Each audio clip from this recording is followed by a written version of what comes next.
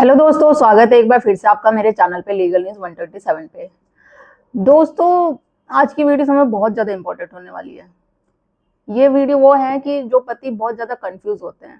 Confuse किसको लेके? समझौते को लेके। जब भी हस्बैंड वाइफ में डिस्प्यूट होता है तो बात आगे रखी जाती है कि समझौता करने के लिए फैमिली की तरफ से डिमांड आती है, या पत्नी का एडवोकेट होता है, या कोर्ट की तरफ से, पुलिस की तरफ से कि समझौता कर लो। तो समझौता करते हुए कंफ्यूज होते हैं पति। उसी कंफ्यूजन में, या फिर बोले कंफ्यूज हो या ना भी हो, तो एक गलती कर देते हैं।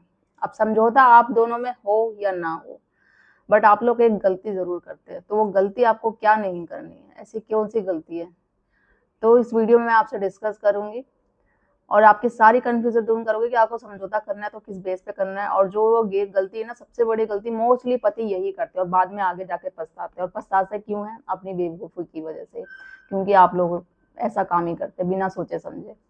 तो चैनल पे आप मेरे नए जुड़े हैं तो चैनल को लाइक करना, शेयर करना, सब्सक्राइब करना बिल्कुल मत भूलिए। साथ ही बेल आइकन दबा दीजिए ताकि आपको टाइम टाइम पे मेरी वीडियो की नोटिफिकेशन मिलती रहे। दोस्तों देखो, जब भी हस्बैंड वाइफ में डिस्प्यूट होता है ना, केस जब भी लंबा चलता रहता है, तो मेरा तो यही है, जब वाइफ के पास एविडेंस नहीं होता ना, उसको पता है, जब वो कोर्ट कचहरी में जाती है, जब उसको पता चलता है कि भाई सबूत भी देने पड़ते हैं, बिना बोले काम नहीं चलता है, सबूत नहीं होता है, तो जब वो समझौते की डिमांड करती है, उसका वकील या उसके घर वाले समझौते की तरफ से आता है कि भाई तू समझौता कर ले, देख इतने में सेटलमेंट हो जाएगा, बात खत्म हो जाएगी, तो उस हिसाब से पति समझौता कर लेता है। अब मान करते हैं कि होता क्या बेसिकली। फॉर एग्जाम्पल आप लोगों के साथ भी हो रहा होगा, जब भी आपके बीच में झगड़ा हुआ, पत्नी क्या करती है, लड़ाई झगड़ा करके मायके चली जाती है। उसके बाद वो आपको फोन करेगी, आपको मैसेज पहुंचाएगी कि भाई आपसे बात भी होगी तो यही बोलेगी कि जितना दहेज का सामान हमने आपको दिया था वो मुझे मेरा सारा सामान दे दो, चाहे वो ज्वेलरी हो, घर के सामान हो, फर्नीचर हो, कुछ भी, सारी चीजें सब वापस दे दो। मुझे तुम्हारे साथ नहीं रहना है, मैं डिवोर्स ले लूंगी, तो सारा सामान वापस ले लो, दे दो मुझे।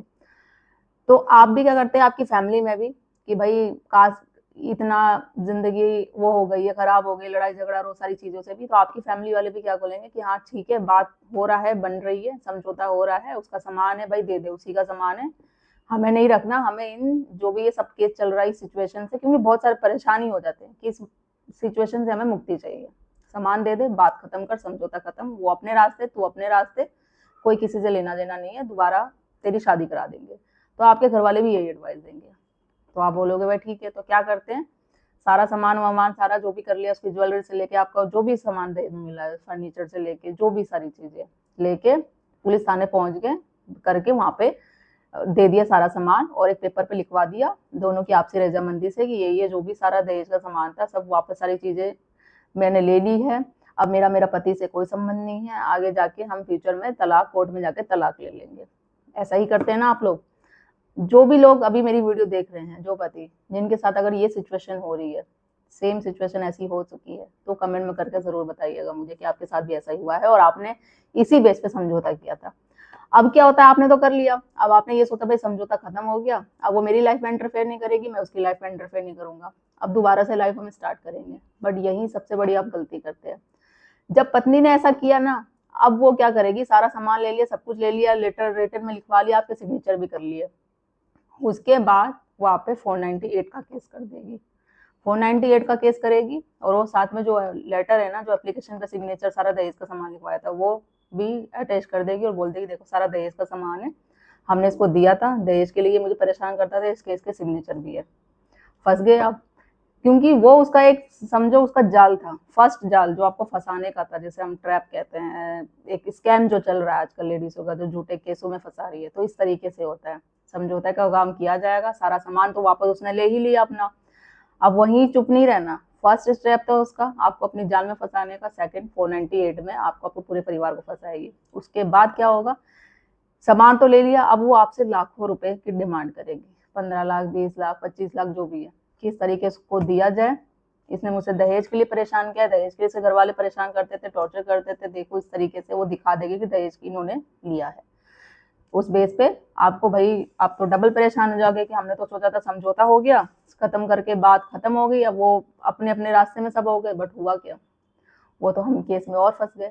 तो यही तो सबसे बड़ी आप गलती करते हो, बिना सोचे समझे आप, जो उसने बोला कि हाँ भाई डिमांड कर रही है, होता है ऐसे बहुत बेसिकली सारे केसों में, हमारे पास भी जो आता है ना, तो बोलते हैं कि भाई पत्नी ने हमसे ये बोला है कि मैडम सारा दहेज का सामान दे दो, तो मैंने ना उसको सारा सामान दे दिया है, कुछ भी नहीं रखा है, अब मुझे क्या करना चाहिए? यार आप सारा सामान दे के सारी चीजें तो खुद ही कर रहे हो, फिर हमसे एडवाइस ले क्यों रहे हो?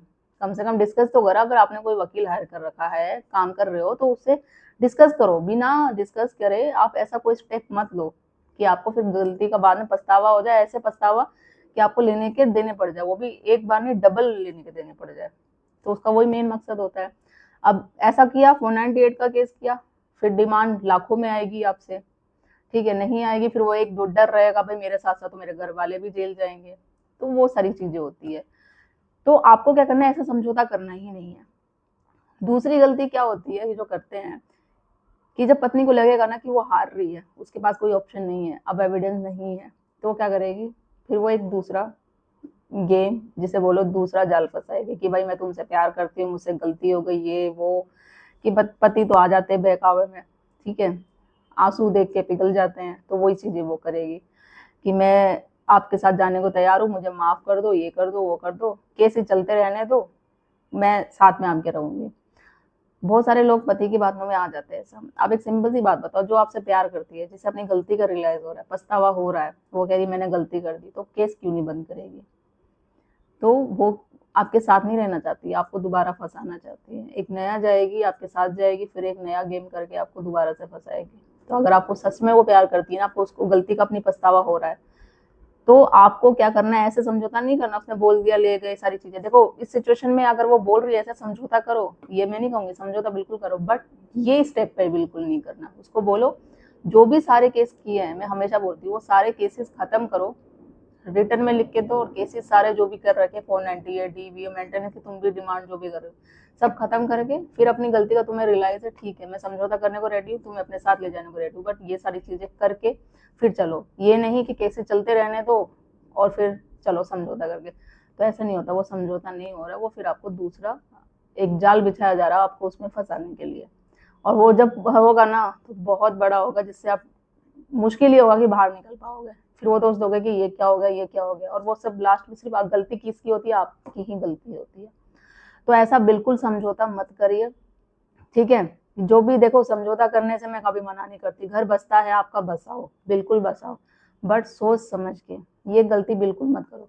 जब भी वो डिमांड करती है ना कि मुझे तुम्हारे साथ नहीं रहना है, अब मेरा सामान मुझे दहेज का वापस दे दो, ठीक है, फिर तुम अपने रास्ते में अपने रास्ते, बाद में हम तलाक ले लेंगे, नहीं, आपको सामान उस वक्त बिल्कुल नहीं देना है। जाके आपको ये कहना है ठीक है तलाक चाहिए, पहले हम तलाक का प्रोसेस कर देते हैं, म्यूचुअल सहमति से जो भी होता है, आप तलाक की फाइल करिए, तलाक ले लो, सारी चीजें ले लो, जो सारी एग्रीमेंट होता है सब कुछ लिखवाया जाता है। तलाक जब हो जाता है म्यूचुअल सहमति से, फिर आप उसके बाद उसका जो भी सामान है वो दो, उससे पहले बिल्कुल मत दो, वरना बहुत बुरी तरीके से फंसोगे आप। फिर वही जो सर पकड़ के रोते हो ना, तो वो रोते ही रह जाओगे।